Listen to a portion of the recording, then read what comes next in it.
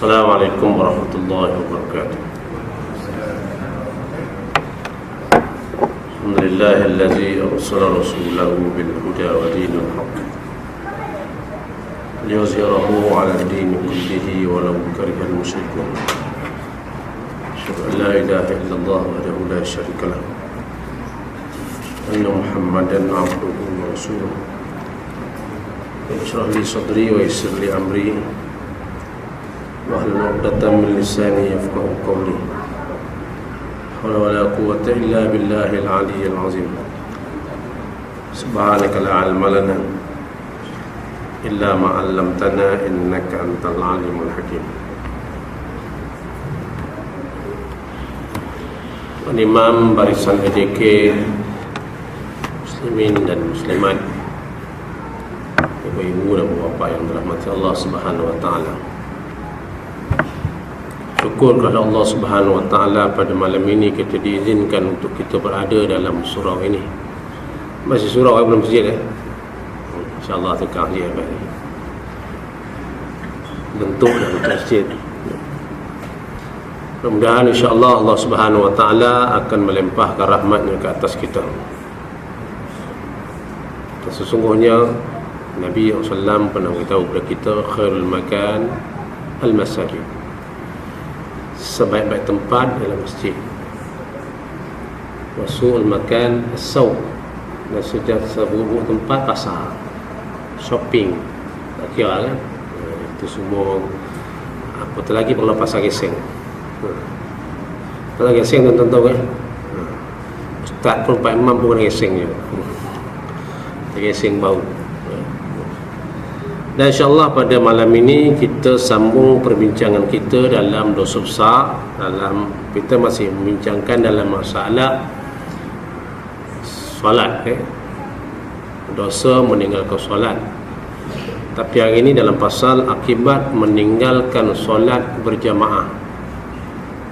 Ingat saya tak baca lagi kot.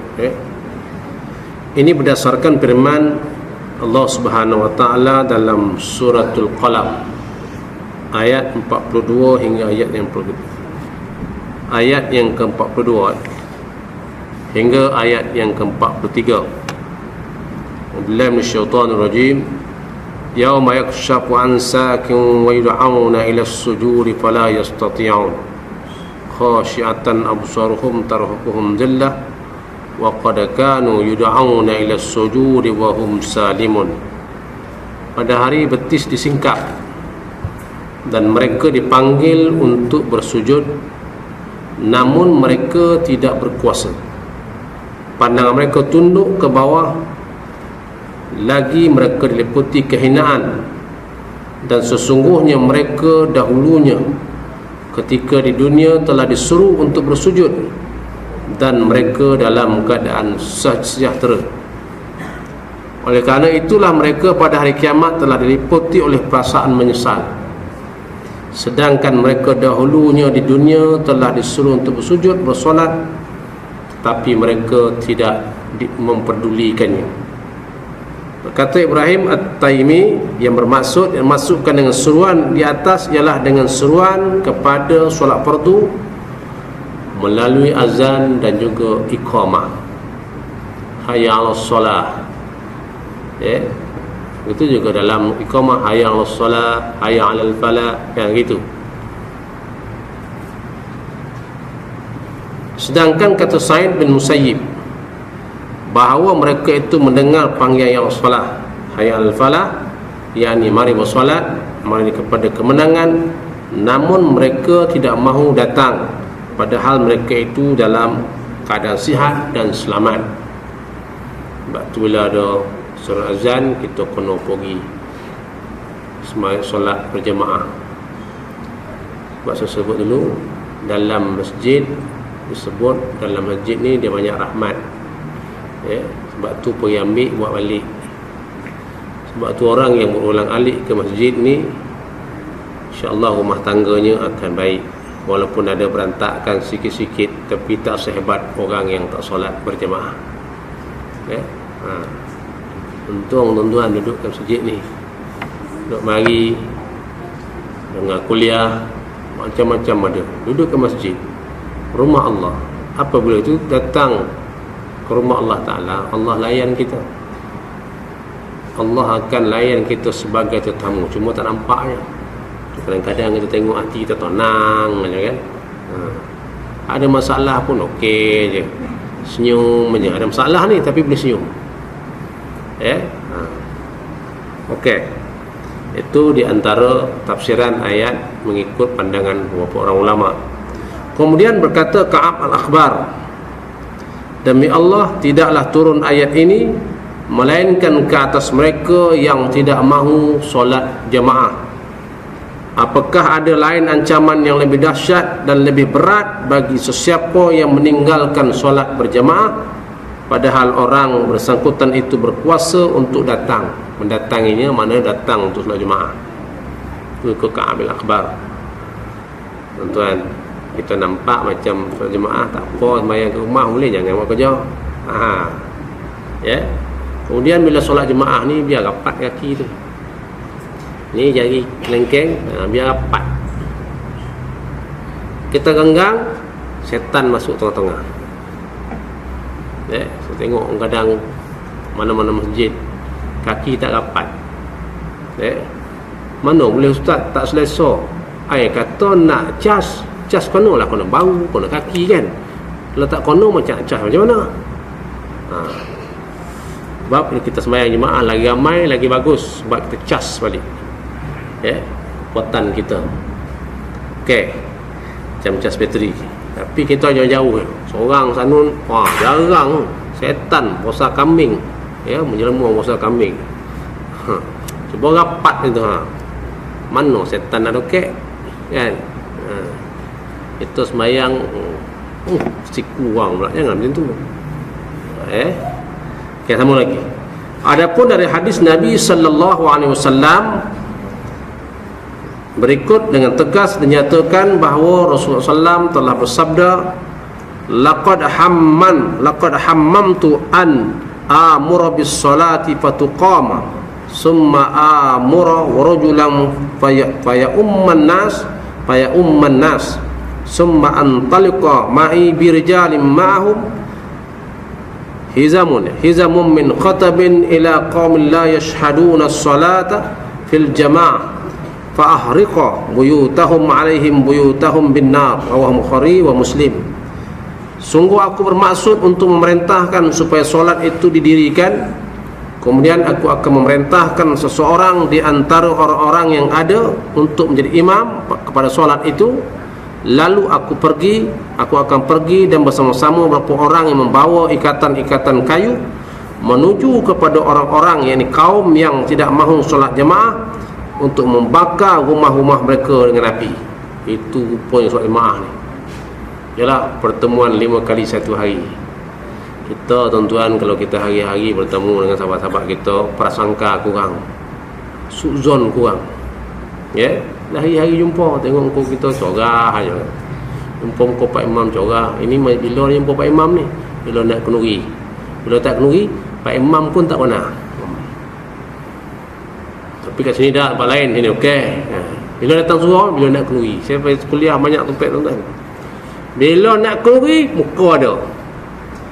Ustaz, malam ni saya tengok muka jarang datang kuliah. Tak payahlah. Saya tak pergi. Datang masa nak kuliah, masa nak kenuri, rumah dia baru datang jumpa Pak Imam. Saya ingat ada satu tempat lah, saya tak cerita kat mana, Pak Imam Street. Dia kata yang pertama, siapa yang tidak datang solat berjemaah, kenuri panggil Pak Imam lain. Perih macam tu. Macam tuan-tuan. Tuan-tuan tahu tempat tuan-tuan macam ada orang kenuri. Hari-hari penuh, maghrib, isyak, zuhur, kampung penuh. Alright. Orang tanya kenapa Pak Imam tak nak dikenuri ke siapa tak datang masjid. Padan muka dia kan. Tapi sebaik Pak Imam sini baik kan. Dah buat macam tu perih. Sama lagi. Perih tu maknanya atuk berparah lagi. Semua tak habis kitab. Okey. Menurut apa yang tersebut dalam hadis sahih Muslim, bahawa seorang lelaki buta telah mendatangi Rasulullah sallallahu alaihi wasallam untuk bertanya, "Ya Rasulullah, saya tidak mempunyai seorang petunjuk yang akan membimbingku ke masjid." Lalu Nabi SAW menjawab pertanyaan tersebut dengan mengizinkan kepada orang buta tersebut untuk solat di rumahnya. Tapi ketika orang buta itu ingin berangkat pulang, maka Nabi SAW telah manggilnya pula dan bertanya, "Apakah engkau mendengar suara azan untuk bersolat?" Orang buta itu menjawab, "Ya, wahai Rasulullah." Maka beliau mengatakan lagi, "Kalau begitu mestilah engkau menjawab seruan itu, berarti engkau mesti datang bersolat jemaah di masjid." Ya, kita dalam rumah, topi masjid, dia punya speaker tu betul-betul ke rumah, lantang di rumah, tak dengar juga, salah.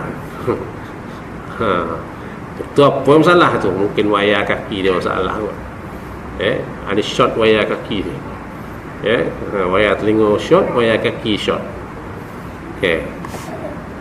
Rasulullah marah sungguh. Tanya tuan-tuan, kipas ada, aircon ada, Allahu Akbar. Tak mari juga tak tahu lah kan. Pak Imam, Pak Bilal azan mendayu-dayu, Allah tak datang juga. Logik besar, hebat. Naik. Saya ingat setakat yang saya jumpa masjid yang pakai lift sini, pihak lain saya tak jumpa lagi yang pakai tangga. Masjid negara pakai tangga. Masjid ni pakai lift, duduk. Nanti satu hari saya nak rasa duduk, akan datang lah. Hebat tak? Tak datang juga, Wallahualam lah kan. Kemudian sama lagi. Dan menurut riwayat Abu Daud, bahawa Amru bin Ummi Maktum bercerita bahawa dia pernah mendatangi Rasulullah SAW dan bertanya, "Hai Rasulullah, sesungguhnya Madinah ini sering berkeliaran ular-ular dan binatang buas. Sedangkan saya termasuk orang yang buta, tempat tinggal agak jauh juga dari masjid, dan juga saya tidak punya seorang petunjuk jalan yang baik yang dapat membantu datang ke masjid. Bolehkah saya solat rumah?" Nabi SAW menjawab, "Apakah engkau mendengar suaranya azan?" Ibnu Ummi Maktum jawab, "Ya, mendengar." Maka Nabi SAW berkata, "Kalau begitu hendaklah engkau datang, aku tidak memberi keizinan kepadamu." Kita agak-agak hujan, Ustaz, Pak Imam. Kereta masuk garis tu, masuk kereta tak kena hujan. Apa jawabnya? Agak-agak apa jawab Allah Ta'ala? Saya kata, tuan-tuan, kereta masuk pergi garis rumah, air hujan kita masuk kereta boleh keluar. Tak ada. Nak kata buta, tak buta kan? Okey je. Tak nampak macam tu, pakai spek mata, nampak lagi.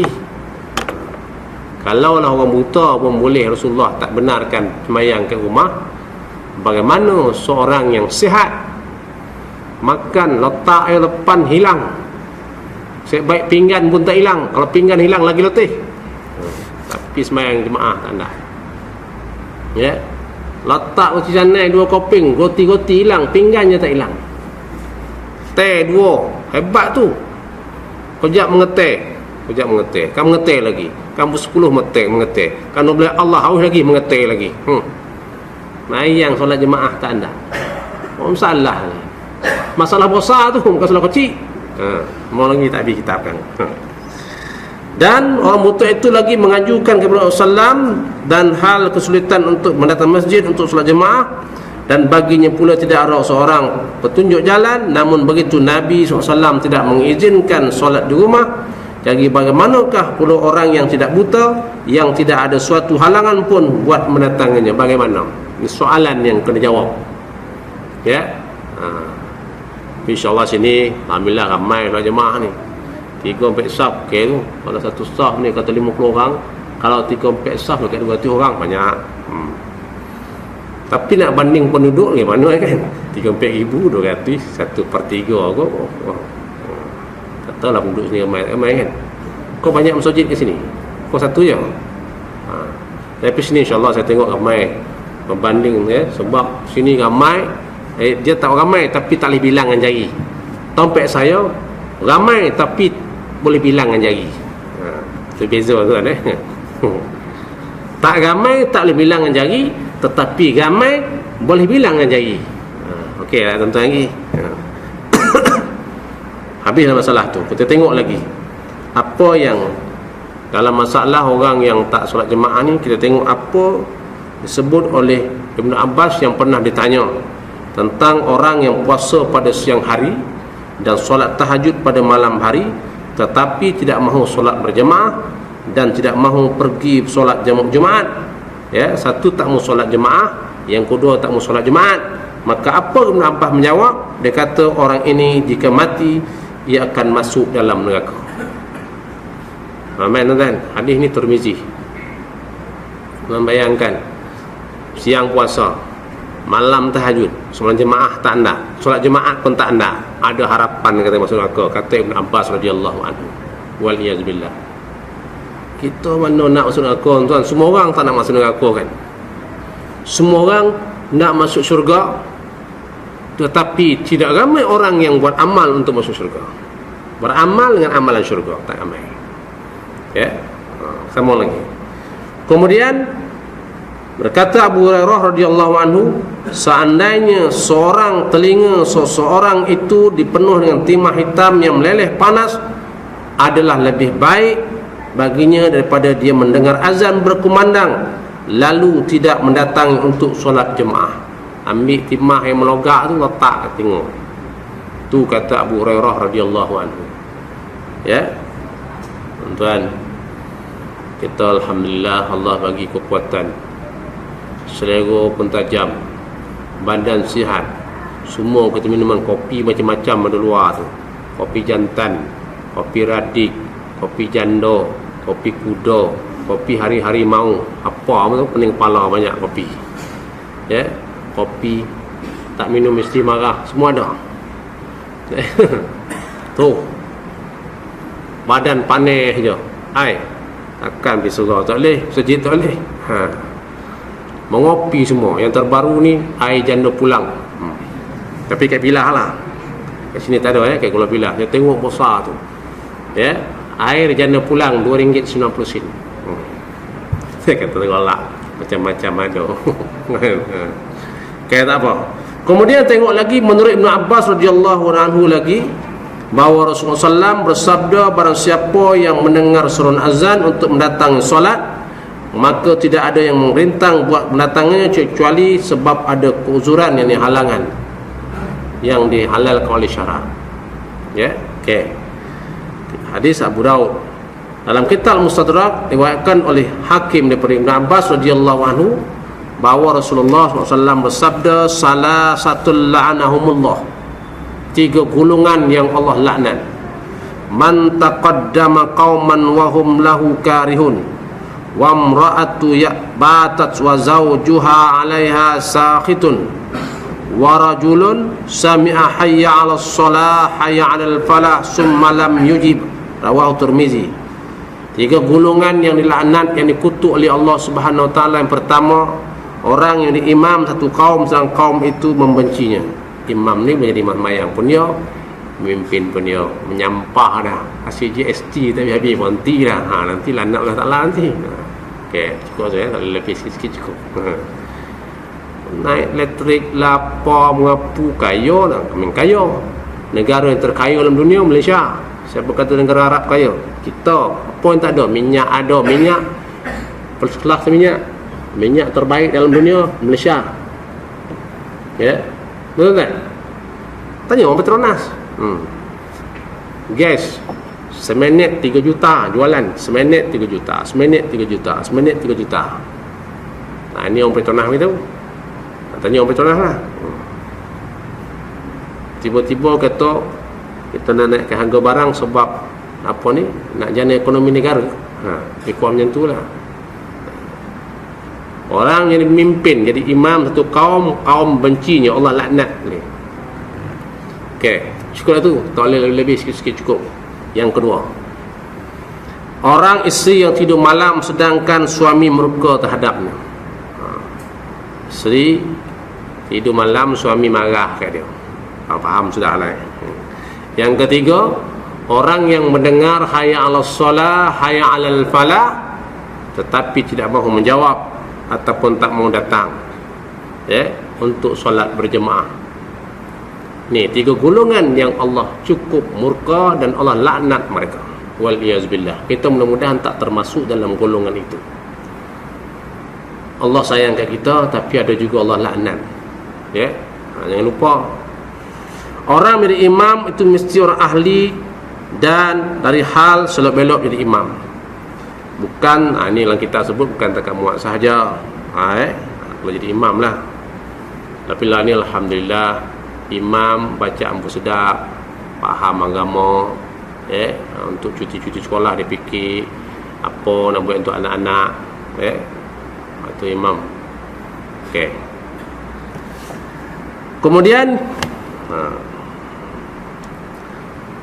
Kemudian mengenai wanita yang tidur suaminya menyimpan marah terhadapnya, itu tidak dapat masuk syurga kecuali jika nanti direlakan oleh suaminya. Dan jika sang suami marah-marah pun akhirnya redha juga. Barangkali kalau sang isteri yang memang buruk laku, tak usah pasal tidur pula, pasal lain pun tetap marah juga. Tapi suami yang tidur sedap dan isteri marah terhadapnya pun dibicarakan. Dan zaman sekarang memang sudah terbalik. Isteri-isteri pergi belajar, suami pergi karaoke. Banyak kan? Kelas yang paling banyak saya ngajar tuan-tuan, kelas kuliah saya, kuliah yang paling banyak kelas wanita. Suaminya tak ramai, kat sini je ramai. Pak lain ramai tapi bilang jari. Mana pergi? Karaoke. Anjuran karaoke ada apa ni? Kedai makan, anjuran karaoke warga emas. Dah tua nak mati pergi karaoke. Besok pagi malaikat maut nak datang. Karaoke tu, lepas karaoke malaikat maut datang, habis. Tengah mati bila? Pergi karaoke. Tapi kat sini tempat lain, tempat saya, tuan-tuan je tempat okey. Tapi kadang-kadang ada juga okey, dah mula habislah masalah tu. Kita tengok sekarang memang isteri-isteri ada yang kuat agama, baik-baik belaka, malang suami pula banyak yang jahat, tidak mahu tunduk perintah agama. Boleh dikiaskan dengan sebaliknya, wallahu alam. Itu pandangan pengarang kitab pengarang kitab ini. Berkata Sayyidina Ali bin Abi Talib radhiyallahu anhu, tidak ada solat bagi orang yang bertetangga dengan masjid kecuali di masjid. Lalu ada orang bertanya, siapakah tangga masjid itu? Jawabnya, orang yang mendengar suara azan. Kita lah ni kalau azan, speaker tu jauh, sampai ke bukit tu jauh. Start kereta jalan. Bukannya kita buat kereta bawa kita. Betul? Tuan-tuan fikir kereta kau kereta fikir kita. Kita tekan ni minyak masuk gear. Kalau pakai automatik saya jalan, jalan. Pakai steering ni. Apa alasan lagi? Allahu alam, nak jawab dengan Allah Ta'ala, kita tak tahu. Akhir zaman ni kemudahan memang cukup hebat. Cukup hebat kemudahan. Tetapi kita kena ingat, kalau kita tak laksanakan apa arahan Allah, kita nak jawab di hadapan Allah apa? Saya kata tuan-tuan kata diri saya, tuan-tuan kata lagi tuan-tuan, perempuan kata lagi perempuan. Tapi perempuan ni kalau tidak ada tidak ada fitnah, boleh datang. Okey, sambung lagi. Menurut riwayat Bukhari dalam kitab sahihnya daripada Abdullah bin Mas'ud, dia mengatakan, barang siapa yang berkeinginan besok pada hari kiamat sebagai seorang muslim, maka hendaklah dia menjaga solat 5 waktu ketika dipanggil dengan suara azan. Maka sesungguhnya Allah Ta'ala telah menetapkan kepada nabimu beberapa petunjuk sunnah yang lurus, dan sesungguhnya solat-solat tersebut adalah sebagai petunjuk yang lurus. Dan jika seandainya engkau solat rumahmu sebagaimana solatnya orang-orang terlewat tidak datang masjid, itu di rumahnya, nasib kamu telah meninggalkan sunnah nabimu, maka kamu akan sesat. Dan sesungguhnya kami mandang orang yang meninggalkan solat jemaah ni adalah orang sebagai orang munafik yang nyata nifaknya, atau sebagai orang sakit. Dan sesungguhnya ada pula dan sungguh ada pula orang yang sakit di muka masjid yang dipapah oleh 2 orang lelaki, kemudian letakkan saf solat, ataupun dia tetap berusaha datang ke masjid untuk melaksanakan solat jemaah. Ini masuk kata orang tak tahu jemaah ni dia dicop munafik, pandang orang munafik, ataupun orang sakit. Padahal orang sakit itu ada juga yang datang masjid dipapah. Itu zaman dulu lah. Itu zaman akhir zaman ni iman kita, Allahu Akbar, sikit punya hal pun kadang-kadang tergeliur juga. Okey. Kadang-kadang iman kita dalam akhir zaman ni memang iman kita nipis sangat. Ya. Keyakinan kepada Allah itu terlalu nipis. Bukan kata tuan-tuan, kata saya. Tadi ada orang datang, ini cerita tuan-tuan ya, sebagai nak tengok iman kita. Ustaz, saya ni ditawarkan kerja, gaji besar, tapi yang ada ni kata kalau saya pergi Pontis ni habislah saya punya bahagian ni sampai bulan 7. Saya kata senang aja, tunggulah apa yang ada. Ya, yang gaji besar tu kalau kita punya rezeki kita, tu rezeki kita tak ke mana. Kalau Allah kata tu kita punya, kalau bukan kita punya, jangan buat, tak dapat. Senang. Nak cerita tu yakinlah kepada Allah. Kalau itu rezeki kita orang lain tak boleh ambil. Pakai kabel besar mana pun, sebab kabel yang boleh besar lah kabel Allah Ta'ala. Buat kerja sikit lah kan? Yakin kepada Allah. Tak dapat lah ustaz, apa masalah tak dapat? Bukan rezeki kita, senang. Rezeki kita Allah nak bagi. Itu sakat 2 inci PVC, Allah nak bagi yang 4 inci punya. Tak nak. Faham? Alhamdulillah. Tak faham, buat faham sudah lah. Ya, kadang-kadang kita tak nampak tuan-tuan betapa hebatnya Allah Ta'ala ni, betapa sayangnya Allah Ta'ala pada kita. Kita masuk sikit lain.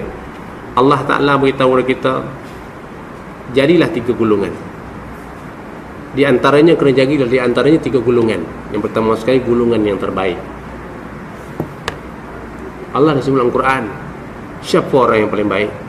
Kuntum khaira ummah ukhrijat lin-nas ta'muruna bil ma'ruf wa tanhauna 'anil munkar wa tu'minuna billah. Kamu dulu adalah orang yang terbaik, yang dikeluarkan di kalangan manusia. Kojonya ngajak orang buat baik, cegah orang buat jahat, dan beriman kepada Allah. Tu. Kemudian Allah gambarkan bagaimana orang beriman ini.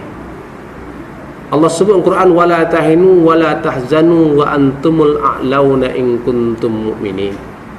Kamu jangan rasa rendah diri, kamu jangan rasa susah hati ataupun sedih, duka cita. Sesungguhnya kamu tu ada brand di sisi Allah, mulia, tinggi, standard, low quality di sisi Allah. Siapa? In kuntum mu'minin, sekiranya kamu beriman kepada Allah. Ada brand tu, kita semua pakai brand. Kereta BMW sebab apa? Brand kan. Rumah pun ada brand, pakai beg pun pakai ada brand, Bonia. Pakai purse, wallet pun yang ada brand, pakai handphone pun ada brand. Samsung apa, Galaxy macam tu lah, saya pun tak kata sebut. Note 3, kerana Note 4 dah kok, belum lagi pun akan datang, tak pakai tu, pakai jam ya, keluar syukur 21. Brand. Kenapa kita tak jadikan diri kita ada brand di sisi Allah? Siapa? Mereka yang beriman. Ya, beriman adalah kata yang benar. Jadilah orang yang terbaik. InsyaAllah sikit lambat pula jam ni. Ya sudah lama cakap lah.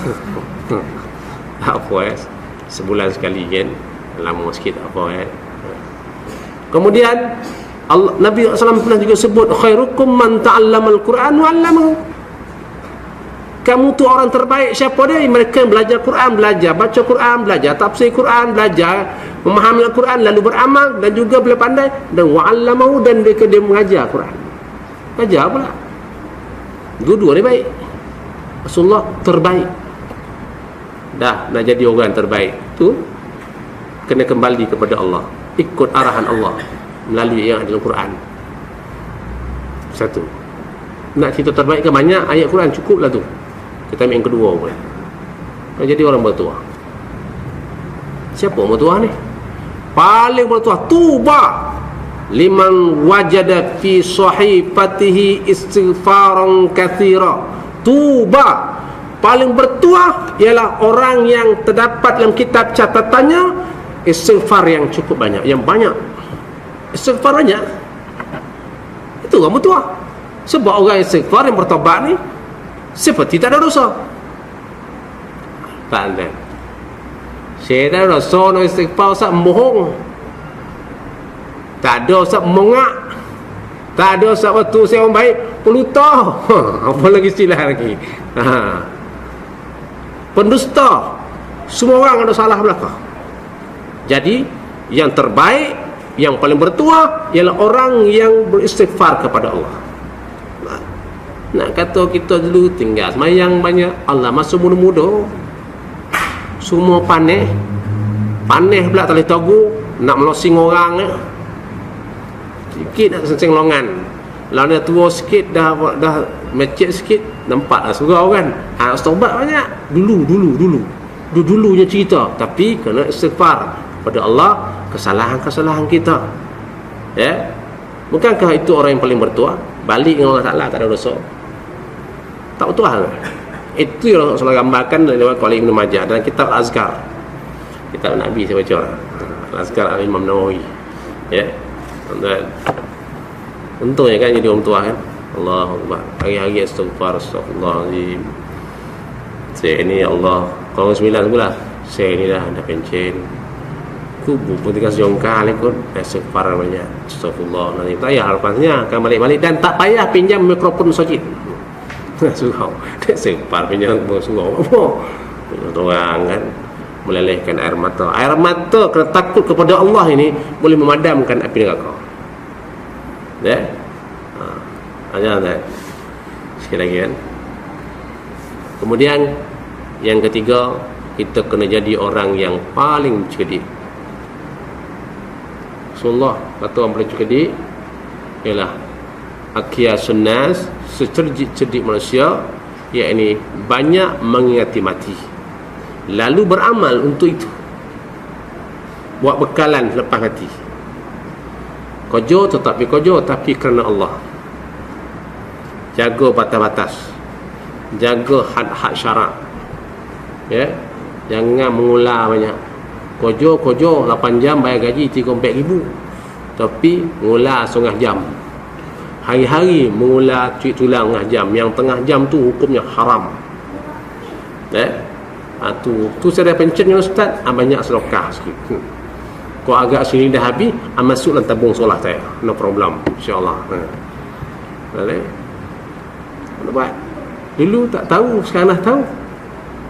Jadi kenalah jadi orang yang paling cerdik, iaitu orang yang berusaha untuk memperbanyakkan amalan untuk dia mati. Bawa mati besok. Tak kiralah. Ya, ibadah ini ialah selagi mana amalan kita itu tidak bercanggah dengan syarak, kita buat ikhlas. Dapatlah pahala. Termasuk buang air kecil, buang besar. Niat kerana Allah, buang ni Allah.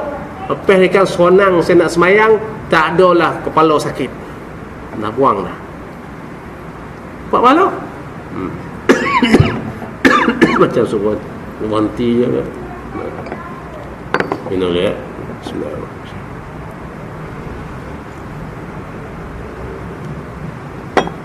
Alangkah untungnya menjadi orang yang paling cerdik. Memang profesor tu cerdik, siapa kata tak cerdik. Tapi cerdik yang dikenaki oleh Rasul, ya ini orang yang buat persediaan untuk mati. Semua amalannya untuk mati. Bagi sedekah, bagi bawa balik untuk anak pun niat sedekah 4 pahala untuk buat mati. Okey. Ngomongin dah. Cukuplah zakat tu yang itu sebagai iklan kopi radikma sejauhan. Kemudian berkata sebahagian dari ulama salaf, mana tadi apa yang ditinggalkan oleh seorang itu daripada solat jemaah, maka yang demikian itu adalah kerana dosa yang telah menimpanya. Itu ulama salaf dulu. Kata Ibnu Umar radhiyallahu anhu, pada suatu hari Umar radhiyallahu anhu, ayahku telah keluar menyenguk kebunnya menanam kurma. Kemudian dia kembali dan mendapati orang-orang sekalian yang telah habis solat asar. Maka Umar mengucapkan inna lillahi wa inna ilaihi raji'un. Itu untuk mati ustaz dah, orang yang kena musibah. Tinggal solat jemaah pun Umar sebut inna lillahi wa inna ilaihi raji'un. Aku tinggal solat jemaah sebab menjenguk kebun tadi. Lalu Umar seterusnya mengatakan, aku jadikan kamu saksi bahawa kebunku ini sudah aku sedekahkan kepada fakir miskin untuk menebus dosa kafarah yang dibuat oleh Umar itu. Faham tuan? Itu Sayyidina Umar. Kita tak adalah sampai dekat tu.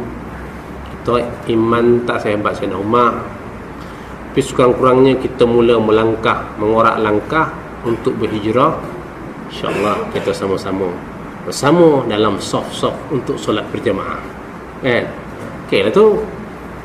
Dah mula dah. Alhamdulillah. Dengar kuliah, macam-macam ustaz datang kuliah kan. Kita pun mula nak hijrah. Jadi yang baik lah kata. Mula lah hijrah.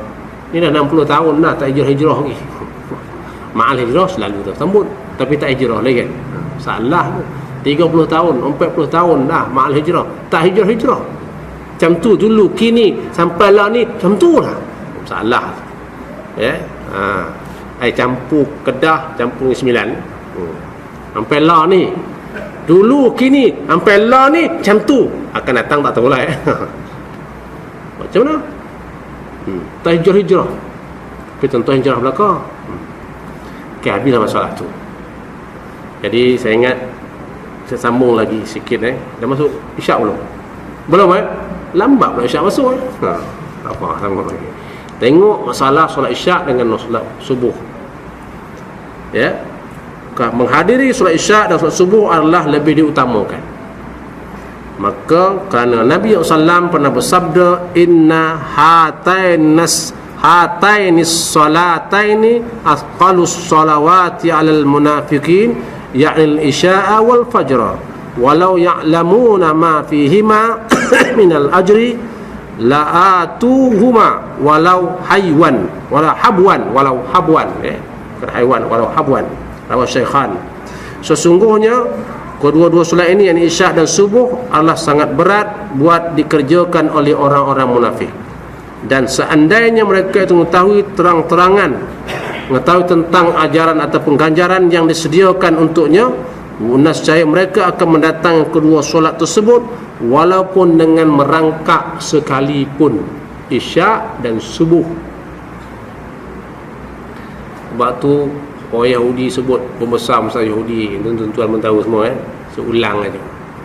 Dia kata apabila umat Islam sembahyang subuh macam solat jemaat, itu tanda kemenangan kita. Sekarang ni di mana yang berlaku sekarang ni, ikut sahabat saya, dia kata di Turki tak banyak, setakat 3 km kita parking untuk solat subuh. Hebat tuan-tuan. Sebab Turki sekarang ni negara kuat, digeruni oleh musuh-musuh Islam. Dan sekarang ni kehebatan yang Allah bagi kepada mereka yang berdua tu, mampu untuk memenjarakan siapa-siapa yang nak rampas kuasa. Yalah, Turki sekarang ni tak boleh nak rampas kuasa tentera, sebab undang-undang dah hadir. Jadi tuan-tuan, kalau solat subuh sehebat itu, insya-Allah hebatlah kita. Kalau kita boleh bangun solat subuh tuan-tuan berjamaah, insya-Allah solat lain senang. Tapi kalau subuh gajah, ada kena himpit kat gajah, apa lah. Tu jawapan. Yalah pukul 8 ke 9 mula subuh. Itu maknanya kena tidur dengan gajah. Gajah empak ni. Namanya subuh gajah. Okey. Berkata Ibnu Umar radhiyallahu anhu, jika kami mendapati ada orang yang ketinggalan solat isyak dan solat subuh dengan berjemaah, nescaya kami akan meletakkan buruk sangka terhadapnya, bahawa mungkin sekali dia itu seorang munafik. Dia tak solat subuh, tak solat jemaah, isyak tak jemaah, sampai kami menaruhkan sangka buruk bahawa dia itu seorang munafik. Ini riwayatkan oleh Tabrani dan Ibnu Khuzaimah. Tuan-tuan, nampak macam kocik kan? Nampak macam kocik ya. Tapi itulah sebenarnya kekuatan kita. Umat Islam apabila datang solat berjemaah, kamu lelaki hebat kan? Hari-hari bertemu, di situlah rasanya ukhuwah yang ada. Akan terjalin rasa kasih sayang. Kona Pak Imam, kona tu, kona semua Pak Bilal, kona Imam 1, Imam 2, kona kawan-kawan. Duduk mana? Saya duduk pasar 2. Duduk mana? Saya duduk flat. Duduk mana? Saya duduk rumah banglo 3 tingkatnya. Jadi ketika itu tidak ada Beza, nampak? Duduk sama, rendah, diri sama tinggi. Solat, sujud pun sama. Pak Imam lah jadi bos ketika itu. Kalau dia jadi bos, sila naik Pak Imam duduk belakang. Jangan menginggir sekang, dia tak boleh. Kan? Tuan-tuan, di situlah tidak ada yang paling mulia ketika itu kecuali mereka yang bertakwa kepada Allah. Inna akramakum indallahi atqakum. Nampak? Tak adalah sifat ego lepas tu. Semua dah okey. Duduk sekali, sujud sekali, berimamkan seorang imam, apa lagi? Apa berdiri sekali, baca Fatihah sekali, sama-sama rukuk. Masya-Allah. Apa bezanya kita ketika itu? Tidak ada beza. Kecuali orang boleh bertakwa kepada Allah. Itu suruh salat jemaah tu. Dia soda diri sikit. Bila tak salat jemaah, kurang soda. Sama ada demam kepialu, demam denggi, ICU ataupun CCU. Antara itulah. Itu sebut tadi lah. Sama ada dia munafik, disebut oleh Ibn Umar tadi, ataupun sama ada munafik ataupun dia sakit. Itu. Jadi tuan-tuan, hebatnya solat jemaah tu. Sebab itulah saya kata sebut tadi, biar lurus bukan depan, belakang. Tumin. Ya. Sebab itu dalam satu peperangan diceritakan di zaman Sayyidina Ali, dalam peperangan. Ya. Sayyidina Ali tengok menang tak kalah tak, menang tak kalah tak. Kenapa ya? Rupa-rupa bila solat jemaah Sayyidina Ali cek siapa ni? Saf tak lurus. Dia ambil podang, dia ambil belakang. Siapa tak lurus memang kena podang. Lepas ni Pak Imam bawa podang ni. Dia kata Pak Imam lepas tu masuk dalam. Confirm setahun ataupun sebulan masuk Sokabah. Pak Imam Poning nama. Dia kata Pak Imam Poning. Kalau buat macam tu Sayyidina Ali, insya-Allah lurus kan. Okey, lurus saf, dia tak reti juga. Pak Imam bawa orang panjang. Atas belakang. Siapa yang lurus tak lurus kena kaki. Jam. Apabila saf lurus, maka kemenangan berpihak kepada umat Islam. Silapnya semayang saf tak lurus, tu je tuan-tuan. Sikit aja nampak kecil tetapi impak yang cukup besar. Kesan cukup besar. Ya. Jam. Kita lebih kurangnya kan janji semayang jemaah. Sana ke depan sikit, belakang sikit, yang berjarak-jarak. Dia kena kek ujung jari, macam tu rapat. Biar rapat tak apa. Setan dokek kau masuk colah kau tersopit pensan kau kang tercicit. Ini bagi ruang terolak setan. Ya, sebab Nabi SAW pernah sebut apabila saf yang jarang, maka setan akan menyerupa kambing tengah-tengah tu. Banyaknya kambing setan rupa kambing. Kau semolih tak apa gak buat kari, ini tak boleh nak semolih. Pukul jam. Belum masuk waktu lagi ya? Sebelum lagi? Belum lagi. 5 minit lagi. Okey, tak apa. Sama lagi Habis dalam masalah tu. Sebab itulah kita diarahkan, kita diminta, ya, dalam Quran sebut aqimus salata wa atuz zakah warka'u ma'ar raki'in. Dirikanlah solat dan keluarkan zakat. Warka'u ma'ar raki'in, rukuklah bersama-sama. Rukuk menunjukkan itu arahan solat berjemaah. Rukuk bersama rukuk. Kok seorang-seorang kau?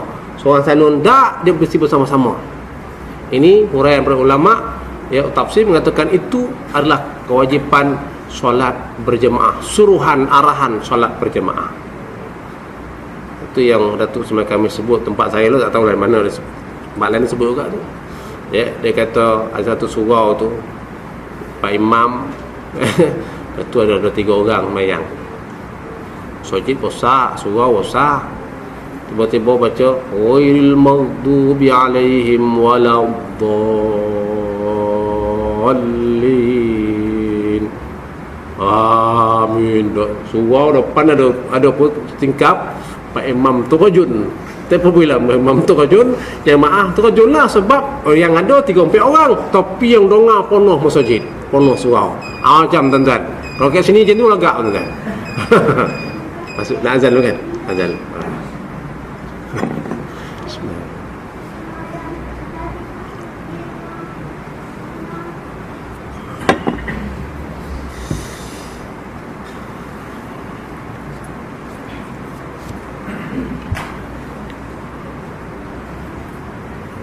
الله أكبر الله أكبر الله أكبر الله أكبر أشهد أن لا إله إلا الله أشهد أن لا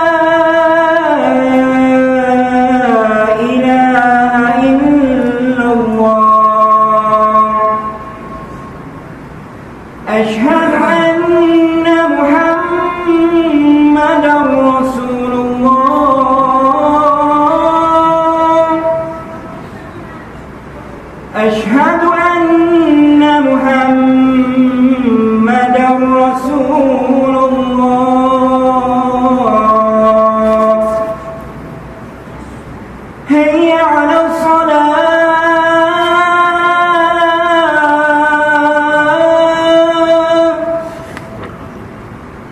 هيا على الصلاة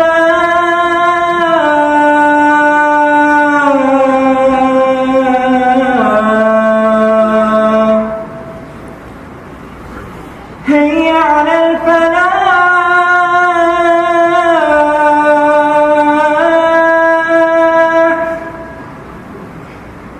هيا على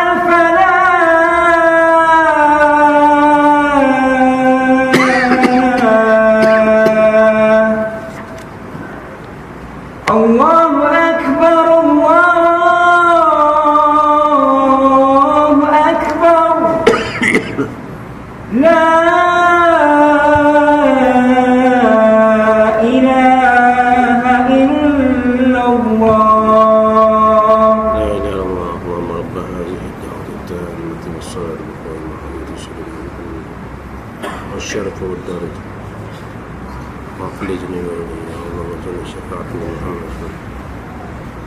InsyaAllah kita ambil masa sikit lagi di dalam 10 minit boleh. Dalam satu riwayat menceritakan daripada Ubaidullah bin Umar Al-Qawariri, yakni dia merupakan guru kepada tokoh-tokoh kumpul hadis Nabi SAW, iaitu Imam Bukhari, Imam Muslim, Imam Daud, wafat pada 235 Hijrah. Moga-moga Allah merahmatinya. Dia mengatakan, saya belum pernah ketinggalan solat Isyak dengan berjemaah walau sekali pun. Maka sekali peristiwa datanglah kepadaku satu malam seorang tetamu, dan kerana itu saya telah sibuk melayannya sehingga saya ketinggalan solat Isyak dengan berjemaah. Saya keluar hendak solat berjemaah dan saya terus mengeliling semua masjid di kota Basrah. Tapi sedapati sekalian sudah selesai bersolat dan masjid telah pun telah ditutup. Kemudian saya pun pulang ke rumah dengan hati yang amat nyesal sekali. Lalu saya mengatakan kepada diri saya, memang telah disebut dalam hadis Nabi SAW bahawa pahala solat berjemaah itu adalah kelebihan pahalanya dengan 27 kali ganda daripada solat bersendirian. Akhirnya saya mengerjakan solat Isyak itu sebanyak 27 kali untuk mendenda diri saya, barulah kemudiannya saya tidur. Kita kalau solat, janji solat sudah lah kan sekali. Ni dondo lagi 27 kali. Solat tu 27 kali. Dalam tidurku malam itu saya bermimpi berada di antara suatu kelompok orang-orang yang naik kuda, dan saya juga sama-sama menunggang kudanya pula. Setiap kali saya berusaha untuk melumba mendahului yang lain, dan saya pun memacu kudaku dengan secepatnya, namun begitu saya selalu terakhir, tidak dapat mendahului mereka. Maka menolehlah seorang di antara mereka itu padaku dengan mengatakan, janganlah engkau ingat dengan memacu kudamu itu engkau dapat mengejar kami, namun engkau tetap tidak mampu mendahului kami sama sekali. Lalu saya bertanya kepadanya, apa sebabnya engkau mengatakan begitu? Dia menjawab, sebab kami sekalian ini telah mengerjakan solat Isyak berjemaah, sedangkan engkau hanya solat sendirian. Ini dia mimpi gitu, guru kepada pengumpul hadis. Jadi kemudian saya terjaga, dia tidur, dan saya rasa benar-benar sedih kerana peristiwa itu. Nampak kan? Kita mimpi juga, tapi mimpi kau jaga tu. Itu sekurang-kurangnya kita dongang tuan, kita berusaha untuk memperbaiki diri kita. Masa masih ada lagi, modal kita masih ada lagi. Apa dia? Umur kita. Ya, umur kita sebagai modal untuk kita memperbaiki diri kita. Jom kita ajak kawan-kawan kita ramai-ramai, jomlah pergi masjid. Usah duk kira lah kata apa warna pun, jom pergi masjid. Ya, Allah tak pandang warna, Allah tengok kita pergi. Lepas tu tukarlah warna elok-elok kan, warna yang Allah suka. Okey, kita pergi ke surau. Dulu saya ada satu surau bergaduh. Ya Allah, pola tuan-tuan bergaduh. Jomlah semayang sekali. Lepas tu kita belajar. Lepas tu pilih mana yang terbaik, yang diarahkan oleh Allah, itu kita pilih. Bila ada ilmu, pilih dengan ilmu, bukan pilih dengan emosi. Okey, faham alhamdulillah. Tak faham, buat faham sudahlah. Sama lagi. Kita ambil sikit kesimpulan tuan-tuan. Kita ambil insyaAllah dalam 10 minit. Solat itu pertalian diri antara manusia dengan hamba-Nya, manusia dengan Tuhannya, yang mana dengan mengerjakannya dapat diukur setakat mana kepatuhan manusia kepada perintah Tuhannya, supaya ia tergolong manusia muslim yang benar-benar mengasihi Allah Subhanahu Wa Taala, Tuhan yang menciptakannya, agar dengan itu dia pula akan mendapat keredaan Tuhannya, keredaan Allah Taala. Kalau tidak, apa guna kita semua mengaku diri sebagai hamba kepada Allah dan mengaku kekuasaan Allah yang tiada tanding dan serupa lagi, padahal ucapan kita itu tidak melebihi daripada kata-kata di bibir sahaja. Tidak dari kenyataan. Bukankah itu palsu namanya? Saya Islam, saya hamba Allah, tapi tak solat. Allahu Akbar. Tidak ada pertalian dengan Allah. Dia putus tali itu. Sebab itulah, untuk menegakkan betapa pentingnya perkara solat itu ke atas diri manusia untuk membuktikan ubudiyahnya kepada Tuhannya yang memiliki sifat ketuhanan uluhiyah, ya, maka syariat Islam telah meletakkan hukuman yang berat ke atas sesiapa yang mencuaikan solat. Ini semua untuk menjaga pribadi muslim daripada menyeleweng. Nah, ni banyak ada solat jamak, maya subuh dan maghrib je. Sebab apa? Subuh untuk malam, subuh untuk siang, maghrib untuk malam. Ada ilmu tu saya jumpa dulu, morning ke belah saya. Ada pula ilmu tak payah semayang. Kita semayang pakai niatnya solatul daim. Eloklah. Nabi bongkak-bongkak kaki, dia pakai tapi bila letak pohon ayam, tak solat, tak makan daim pula. Makanlah makan niat. Dia talur 3 kotul. Bak semayang nak makan niat. Tu tak kono tu. Tempat kampung saya lah, sini tak ada, tapi tak tahu lah kok ada kan. Mungkin salam nak dia kan. Nabi bongkak kaki. Ya, itu agama sosial banyaklah ni. Ya, tuan-tuan, yang terbaru ni saya teringat ada satu tu. Dia macam mana ya? Dia pergi, kalau belum pergi sampai tempat tu tak boleh makan daging. Dah sampai tempat yang dia nak zikir tu, kena makan daging. Ya, boleh makan talur semua. Dia mengharamkan apa yang dihalalkan oleh Allah Ta'ala. Yang ikut tu banyak orang kaya pula tu. Saya kata itu sihir.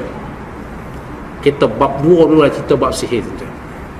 Ya, Allah sebut dalam Quran, wattaba'u ma tatlu syayatin ala mulki Sulaiman wa ma kafara Sulaiman walakinna syayatin kafaru ya'limuna an-nas as-sihr, ila akhir ayat. Tu tadi Pak Imam dia hafal Quran. Pak Imam mandor kita kan hafal Quran. Cerita sihir. Sebab tu kenapa mereka pergi sihir. Ya, sebab itulah kita di akhir zaman ini kita kena ingat-ingat, pastikan anak-anak gadis kita, anak-anak bujang kita kembali kepada agama Allah, banyak beramal. Semalam datang seorang wanita, dia mengadu kita orang sihir dia dah ikut sono lah, ni dari mangsa dah ubek, dia menyampah pula, kata salah. Kita selesai ke masalah dia. Tuan-tuan, banyak pening kepala. Ustaz ni memang dah cerita masalah ustaz sendiri pun tak selesai.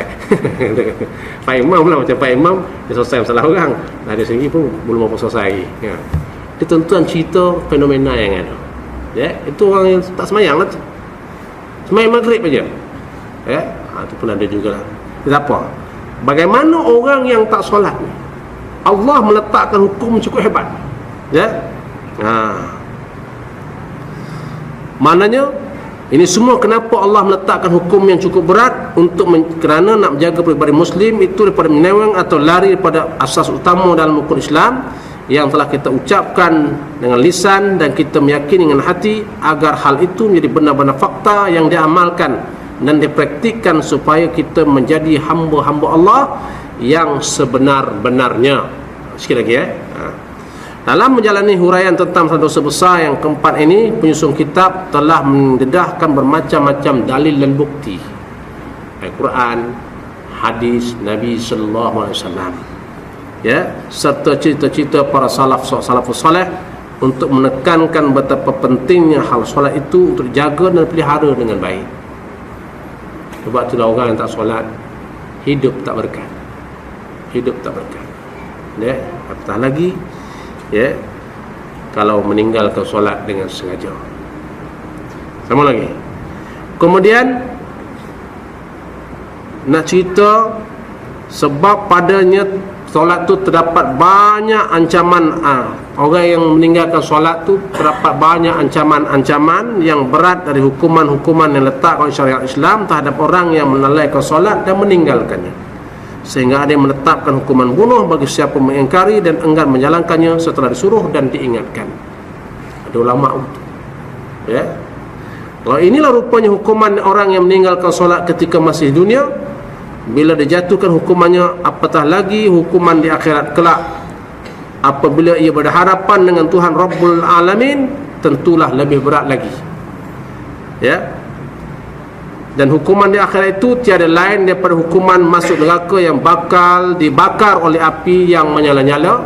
Sebab itu orang yang tidak dihukum di dunia itu, jangan ingat dapat terlepas hukuman ini nanti di akhirat. Di dunia lepeh tak apa sebab kabel dia besar, tetapi di hadapan Allah jangan ingat boleh lepas. Sebab itu kita bimbang tidak lepas dia hukuman di hadapan Allah. Kena bimbang tak? Dan manusia ni tak apa, habis-habis penjara 3 tahun, bayar 3-4 ribu. Tapi kalau sekiranya masuk neraka Allah 3 tahun, tuan-tuan bayangkan, dia ada 2 ayat disebut. Satu al-fasanah, satu lagi dalam surah Rum tak silap saya, khamsina al-fasanah. Sehari di akhirat kadar 1000 tahun di dunia. Tak silap saya dalam surah Rum disebut khamsina al-fasanah, 50,000 tahun di dunia. Tuan-tuan bayangkan kalau masuk 3 tahun dalam neraka. Cuba calculate berapa jumlah nak duduk dalam neraka. Yang ini yang kita bimbang, ya. Sebab hidup di dunia ni sekejap aja. Di akhirat juta tahun, tak ada penghujung. Kita tak tahu berapa lama kita berdiri di hadapan Allah Ta'ala, berdiri di padang mahsyar, nak sampai nak dipanggil untuk dibicarakan di mahkamah Allah Ta'ala. Dan lepas bicara, masa kita bicarakan, kita tak tahu berapa lama pula kita dibicarakan di hadapan Allah. Tak tahu berjuta tahun pula. Selepas itu kita nak pergi meneliti Siratul Mustaqim tu pun tak tahu berapa lama pula. Perjalanan kita masih terlalu jauh, yang memerlukan bekalan yang cukup banyak. Lalu kita buat bekalan. Jangan tangguh-tangguh lagi. Jangan tunggu lama-lama, nanti diambil oleh orang. Itu penyanyi sebut, tapi saya sebut, jangan tunggu lama-lama, nanti malaikat maut datang menjelma. Tak boleh kata apa. Ya. Jadi sekarang kita ada ruang, ada peluang. Jadilah manusia yang terbaik, jadilah manusia yang bertuah, dan jadilah manusia yang paling bijak. Lalu insya-Allah kita beramal sungguh-sungguh. Dan orang yang mati, orang tanya rumah yang paling besar, saya sebut dulu kan, tolong bulan lebih. Kalau orang tanya saya rumah siapa yang paling besar, rumah yang paling besar ialah rumah PM, kerana harganya 200 juta di Putrajaya. kan? Tetapi bukan. Rumah yang paling besar sebelum masuk dalam syurga ialah mereka yang balik bawa amalan, ya, lalu mati bawa amalan soleh yang penuh dengan tepat dengan syarat-syarat ni. Maka bila masuk kubur, Allah jadikan kuburnya seluas mata, sejana mata memandang. Boleh kapal terbang lalu dalamnya. Macam tu. Ialah sejana mata memandang, tak boleh nampak tu kapal terbang ke tu lalu. Apatah lagi kalau syurga yang Allah janjikan, wasari'u ila maghfiratin min rabbikum wa jannatin arduhas samawati wal ard uiddat lil muttaqin. Dan segeralah kamu kepada keampunan Allah, kepada keampunan Tuhan kamu, istighfarlah kamu, bertaubatlah kamu, segera, capek, pokok capui, apa lagi bahasa. Wa jannatin arduhas samawati wal ard. Allah sediakan syurga seluas langit dan bumi yang dijanjikan kepada orang-orang yang bertakwa. Wallahu alam. Cukuplah tu. Nak berhenti dia kena bagi semangat sikit. Kalau tak nanti kita lolap semua. Dah sejuk tuan-tuan, saya tak bercakap pun boleh lolap ni. Jadi tuan-tuan, apa lagi? Jom saya seru untuk diri saya. Tuan-tuan, serulah diri tuan-tuan, perempuan, serulah diri tuan-tuan, dan jom kita beramal, jom kita cari keridaan Allah, jom kita kumpul sebanyak mungkin bekalan yang kita nak bawa sana. Perjalanan kita terlalu ataupun amat jauh lagi, kita tak cukup dengan bekal yang sedikit. Alhamdulillah, mudah-mudahan kita ini termasuk dalam golongan orang-orang yang dijanjikan oleh Allah Subhanahu Wa Taala sebagai orang yang diredai oleh Allah Subhanahu Wa Taala. Wallahu alam. Dah berapa kali wallahu alam dah? Dah 3 kali. Cukup dah tu. Lain kali pula. Jadi kalau ada rezeki, tahun depan kita jumpa lagi. Kalau tak, mudah-mudahan kita jumpa lagi syurga. Itu je. Yang pulang aku dah lah. Kalau saya kata tuan-tuan masuk syurga, jangan lupa tarik saya masuk syurga sekali. Wallahu alam. Dah banyak wallahu alam dah tu. Jadi mana baik itu pada Allah Subhanahu Wa Taala, dan yang tidak baik itu adalah kelemahan sendiri. Sudah billahi taufiq wa hidayah. Assalamualaikum warahmatullahi wabarakatuh. Bismillahirrahmanirrahim. Alhamdulillah wa alamin, wassalatu wassalamu ala asyrafil anbiya'i wal mursalin wa ala alihi wa sahbihi ajmain. Ya Allah Tuhan kami, sinarlah hati kami ini dengan cahaya iman, dengan cahaya Islam, dengan cahaya hidayah-Mu, sebagaimana Engkau menyinari bumi dan langit ini dengan cahaya matahari-Mu selama-lamanya. Ya Allah, ya Allah Tuhan kami, hidupkanlah kami sebagaimana hidupnya para ulama yang bertakwa dan beramal dengan ilmunya, dan matikanlah kami ya Allah sebagaimana matinya para syuhada yang memperjuangkan dan mempertahankan agama-Mu ya Allah. Ya Allah Tuhan kami, hidupkanlah kami dalam keadaan beriman, dan matikan juga kami dalam keadaan beriman. Ya Allah ya Tuhan kami. Ya Allah ya Tuhan kami, berilah kami kekuatan untuk kami beramal dengan ilmu kami ya Allah. Berilah kami kekuatan untuk kami melaksanakan segala titah perintah-Mu ya Allah. Berilah kami kekuatan untuk kami meninggalkan segala larangan dan tegahan-Mu ya Allah. Ya Allah ya Tuhan kami, jadikanlah perhimpunan ini, jadikanlah pertemuan ini pertemuan yang Engkau rahmati dan Engkau kasihi ya Allah. Dan jadikanlah perpisahan selepas ini perpisahan yang Engkau berkati dan Engkau ampuni ya Allah. Ya Allah ya Tuhan kami, bersihkanlah hati kami daripada sifat-sifat yang keji ya Allah, dan penuhlah hati kami dengan sifat-sifat yang terpuji ya Allah. Ya Allah ya Tuhan kami, bantulah para pejuang Islam di mana sahaja mereka berada, dan di zaman mana sahaja mereka berada, memperjuangkan dan mempertahankan agama ya Allah. Dan hancurlah musuh-musuh Islam dan sehancur-hancurnya Allah. Hancurlah musuh-musuh Islam dan sehancur-hancurnya Allah. Hancurlah musuh-musuh Islam dan sehancur-hancurnya Allah. Ya Allah Tuhan kami, kurniakanlah kami kebaikan di dunia, kebaikan di akhirat. Janganlah kami berazab api neraka-Mu ya Allah. Sesungguhnya kami tidak mampu menahan siksa api neraka-Mu ya Allah. Sesungguhnya kami tidak mampu menahan siksa api neraka-Mu ya Allah. Sesungguhnya kami tidak mampu menahan siksa api neraka-Mu ya Allah. Ya Allah Tuhan kami, terimalah doa kami, terimalah permohonan kami, terimalah rintihan kami, terimalah permohonan kami, terimalah rayuan kami, terimalah rintihan dan rayuan kami ya Allah. Sesungguhnya Engkau Maha mendengar lagi Maha mengetahui. Ampunikanlah dosa-dosa kami ya Allah, dosa anak-anak dan isteri kami, dosa para suami, dosa para guru kami, dosa kaum kerabat kami, dosa para jiran kami, dosa para sahabat kami, dosa adik-beradik kami, dosa orang-orang yang berhak ke atas kami, sama ada dosa terdahulu, terkini dan selamanya. Semkijil maupun semsar, sesembunyi maupun senyata, sengaja maupun dosa tak sengaja kami lakukan ya Allah. Dan juga ampunlah dosa kedua bapa kami ya Allah. Kasihanlah serahmatilah kedua ya Allah. Kasihanlah seterahmatilah keduanya ya Allah. Kasihanlah seterahmatilah keduanya ya Allah, sebagaimana mereka mengasihi dan juga merahmati kami semenjak kami kecil. Sesungguhnya Engkau Maha Mengampuni, Maha Mengasihani. Sesungguhnya Engkau Maha Mengampuni, Maha Mengasihani. Sesungguhnya Engkau Maha Mengampuni, Maha Mengasihani. Sallallahu alaihi wasallam. Alhamdulillahil alamin. Qabbalallahu minkum.